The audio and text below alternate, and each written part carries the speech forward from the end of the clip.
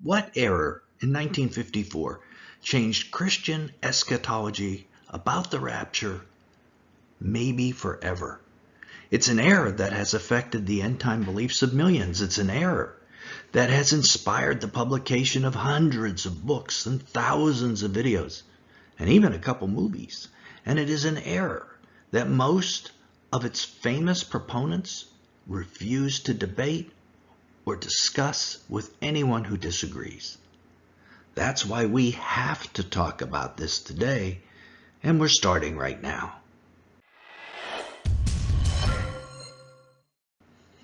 It's a translation error. Now, how can we be so insistent that a translation is an error? I mean, translating from Greek to English is as much an art as science. We debate translations of Hebrew or Koine Greek on this channel every week, and sometimes we get it wrong, sometimes others do as well. But in this case, this error is absolutely wrong. Let's give you an example. If we were discussing the English word up and said it meant down, you'd say we were mistaken. You would bring out a dictionary and show us we were wrong. But what would you do if we still persisted and said we were right? Then you would bring out the Bible and show us that in every usage in the Bible, up never means down. And that is true in every translation. But what if we still persisted? Well, you would probably pull out a bunch of other books and show us how in every single instance the word up always means higher than something or moving to a higher place, that it never means moving to a lower place. And what you're going to learn in today's video is that is exactly what has happened in the debate about this word. In all of the Bible, in all of Greek literature, this word never, ever, ever means what a significant number of Christians say it does. How can that be? This video has been filmed in response to questions by members of this community who asked us to address claims made in videos and books by scholar Dr. Andy Woods about this same topic, and we will discuss it. But the first question we must ask is, why would this error be so popular, and why wouldn't it be immediately refuted? I mean, why wouldn't every Christian scholar simply point out the mistaken notion of the translation and move on? Especially since this error has persisted now almost 70 years. The answer is that this error supports a major, hotly contested doctrine of the end times. Without this error, the major doctrine would probably not be able to stand. So some teachers don't look at this translation closely enough because it supports what they want to believe. And others, well, maybe they intentionally look the other way. How can we say that? Well, if they refuse to debate and discuss the issue publicly with those that disagree, that would be a sign that maybe they're hiding something. Okay, so now you have the basic idea of the scope of this problem and the politics of the problem. It's time to know what the problem is. It's the translation of the Greek word apostasia, which sounds just like the English word apostasy, and guess what? That's what it means. A departure from the faith, a revolt against a belief system, a falling away. And if you look at all the major English translations of the Bible, that is exactly what they say it means. The ESV calls it a rebellion. The NIV calls it a rebellion. The NASB calls it apostasy. And the KJV calls it a falling away. All of those are pretty good translations of the word and give you an idea of what this word means. So what is that other translation, you're probably asking? The mistaken one. I've never seen it in any Bible. Rapture. The other mistaken position says this word apostasia means departure, which those who support this view say is a code word for the rapture. And they have a lot of arguments to support it, as you're going to see in this video. And this debate has raged as far back as 1954. Let's look at the verses in question where this word is found to understand why it is such a hot issue. Now, concerning the coming of our Lord Jesus Christ and our being gathered together to him, our gathering together to Jesus is the rapture, of course, which is why this is so controversial. We ask you, brothers, not to be quickly shaken in mind or alarmed, either by a spirit or a spoken word, or a letter seeming to be from us to the effect that the day of the Lord has come. Now the day of the Lord is the wrath of God that follows the rapture. This sets up the discussion. The Thessalonians had asked Paul a question. They had a concern that they had missed the rapture and that they were living in the wrath of God or the day of the Lord. And Paul was about to comfort them that they didn't miss the rapture and that the day of the Lord has not come.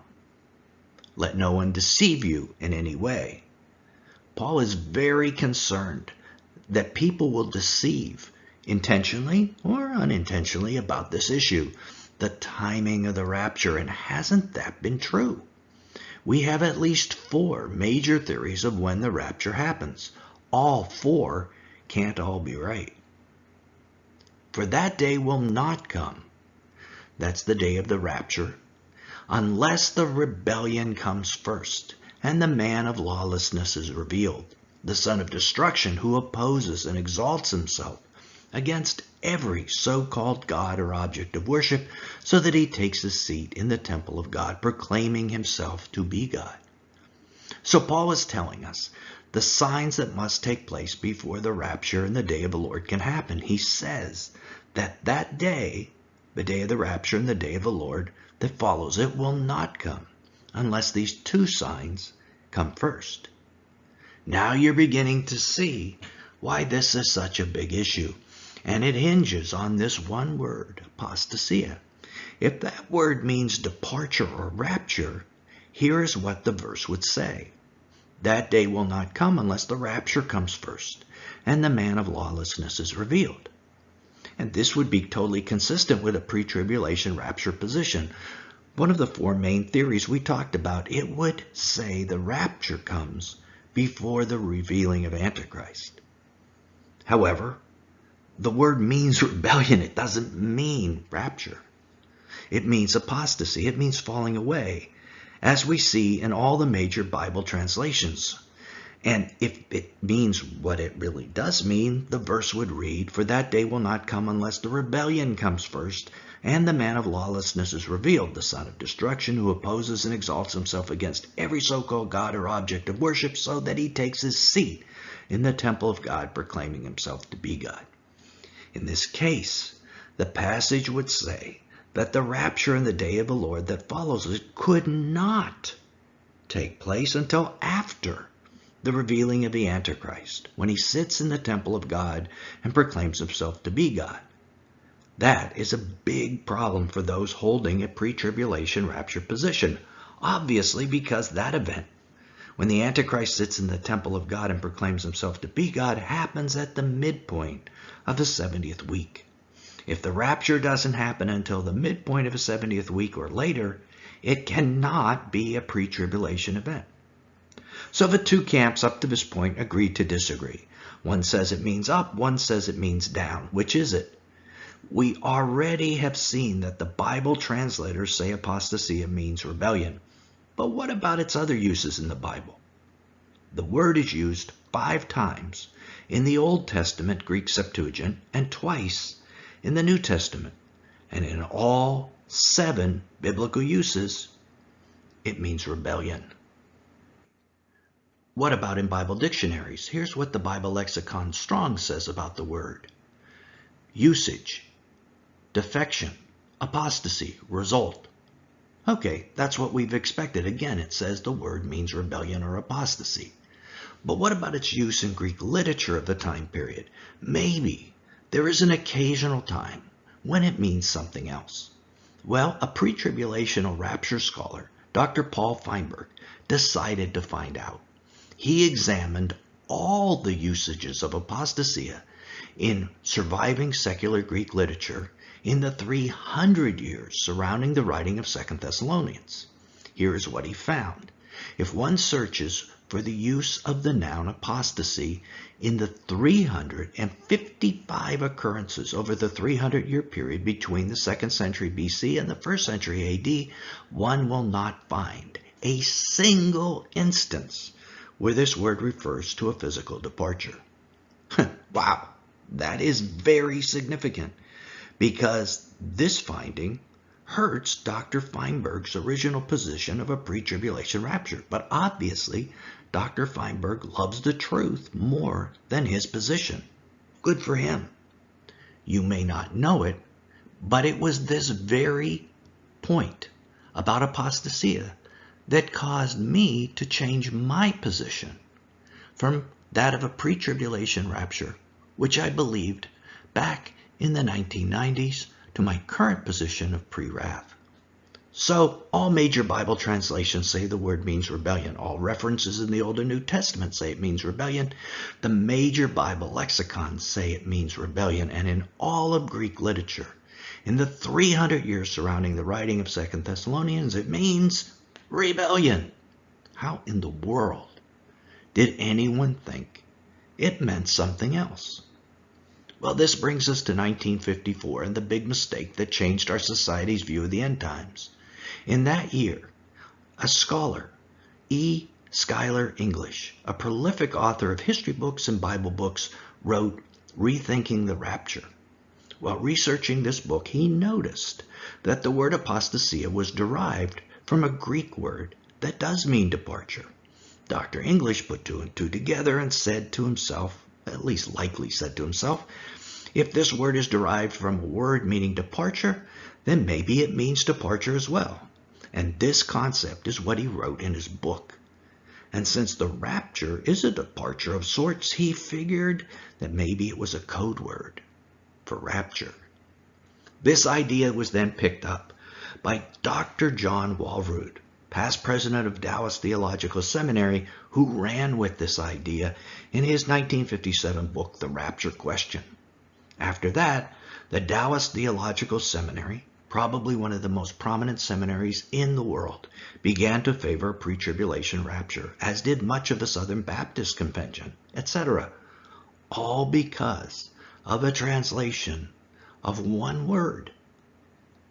However, there are two problems with this. First, apostasia doesn't mean departure, as we've just seen. It means departure from the faith, or a departure from a position on something, not a physical departure. And rebellion or apostasy is what it means in all of Greek literature, in all the Bible, in all the Bible dictionaries. Second, in context, it would make the passage in 2 Thessalonians into nonsense. If we insert rapture for apostasia in the verse, it would say something like this. In regard to the rapture, that day cannot happen unless the rapture takes place first. Obviously, that is the ultimate in circular reasoning. But because this translation issue back in 1954 was picked up by a major theologian, the pre-tribulation rapture theory has become the preeminent theory in the USA despite being based on a mistranslation. And the mistranslation went unchallenged for decades. However, in recent years, with the work of Dr. Alan Kirshner and books like our channel's Dawn of a New Day, the correct interpretation began to challenge the 1954 mistake of Schuyler English. Many have re-examined their thinking about 2 Thessalonians and left the pre-tribulation rapture position for the pre-wrath position, just like I did. Other scholars have doubled down on the mistranslation of apostasia, and here is where Dr. Andy Woods enters the story. In Woods' 2018 booklet, The Falling Away, Spiritual Departure or Physical Rapture, he gives 10 reasons why this should be read as a physical departure. And by that, of course, he means the rapture. However, even in Dr. Woods' own words, he says of these 10 reasons, quote, I don't think any of these arguments seals the deal, end of quote. So he agrees his case is a weak one. Let's look at his most prominent points. First, he shows that in 2 Thessalonians, the word apostasy is preceded by the definitive article, the. It is the apostasy, the one or most prominent apostasy. That this apostasy is so great that it will be recognized as a sign before the return of Jesus. Woods doesn't think this is possible to be just a defection from the faith, because there have been defections from the faith throughout history. What would make this one special, he reasons? Well, during the Great Tribulation, many will fall away and betray their brothers and sisters according to Jesus. Wood 50%, 60%, or 70% of churchgoers walking away from the faith qualify as the apostasy? You bet it would. And that is what this channel expects to happen. Jesus said the love of most will grow cold. Second, Wood mentions the verb aphistemi, which can mean physical departure, and since apostasy is derived from this earlier word, he wrongly suggests, just like E. Schuyler English, that apostasia can mean physical departure as well. This is officially known in linguistic circles as the, quote, cognate root fallacy, end of quote. The root verb and the nouns derived from it don't have to have the same meanings and almost always don't. In the case of aphistemi, there are several of these derived nouns. Apostasion is a noun derived from this verb, which only means divorce or some other legal act of separation. Apostatere, another derived noun, means one who has the power to dissolve an assembly or to decide a question. In neither case do these nouns carry the same meaning as the verb.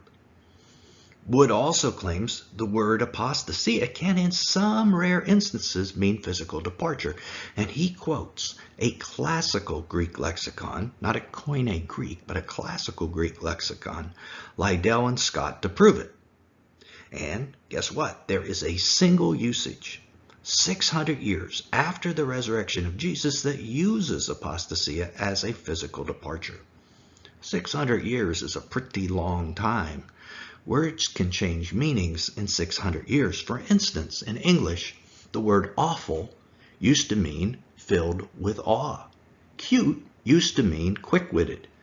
And meat used to mean all forms of solid food. None of these words mean those things anymore. So again, we need to return to Dr. Feinberg's study, which brings us to Wood's final point of any significance. He points out that the earliest English Bible translations and even the 4th century Latin Vulgate say apostasia means departure. First of all, these were all based on a latter usage of the word.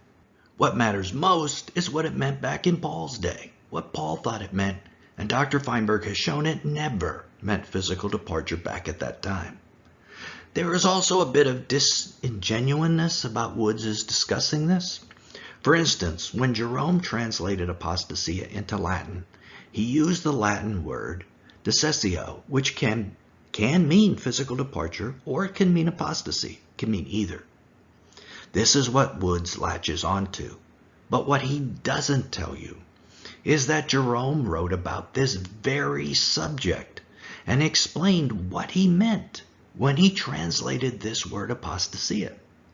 Quote, for he, and he meant Paul, says that unless the falling away, decessio, which is called apostasia, comes first, so that all the nations who are subject to the Roman authority withdraw from them, and he will be revealed, that is, manifested, whom all the words of the prophets announced beforehand, the man of sin. Although Jerome might not have had the same end-time views that we do today, it's clear he thought it was an apostasy, a rebellion, although mistakenly one from Rome and not from God, that was going to lead to the Antichrist. So he did not mean physical departure. He said it himself. Woods also doesn't quote the original Wycliffe English translation properly. Here is what Wycliffe originally translated the verse 2 Thessalonians 2:3 as in his 1382 Bible, the first English translation. Quote, that no man deceive you in any manner, for but dissension comes first, for no, but departing away, or dissension shall come first, and the man of sin be showed, the son of perdition. End of quote. Again, just as with Jerome, Wycliffe explained what he meant by apostasia in a single note in the text itself, and it was a rebellion, what he called a dissension, not a physical departure. Finally, Woods appeals to the context and his opinion of the restrainer. Woods believes that this is the Holy Spirit, who he says is taken out of the way in a pre-trib rapture. Woods misses the main point, however, which is whether or not the restrainer is Michael, the archangel, as I believe, or the Holy Spirit, as he believes. What matters isn't who, but when the restraint is lifted. The man of lawlessness is revealed, the son of destruction, who opposes and exalts himself against every so-called God or object of worship, so that he takes his seat in the temple of God, proclaiming himself to be God. That revealing of the Antichrist is at the midpoint of the 70th week, when the Antichrist sits in the holy place of God, not at the beginning of the 70th week. And speaking of context, just look at how many times 2 Thessalonians 2 speaks of the apostasy and deception taking place at that time. Verse 2, not to be quickly shaken in mind or alarmed. Verse 3, let no one deceive you in any way. Verse 10, they refuse to love the truth. Verse 11, therefore God sends them a strong delusion, so that they may believe what is false.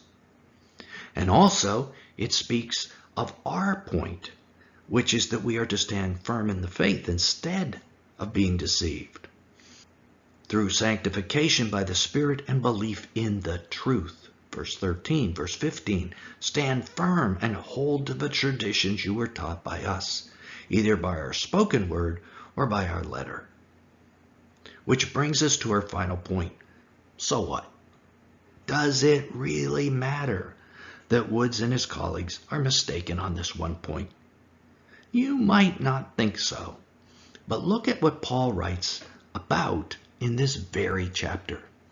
The coming of the lawless one is by the activity of Satan, with all power and false signs and wonders, and with all wicked deception for those who are perishing, because they refuse to love the truth and so be saved.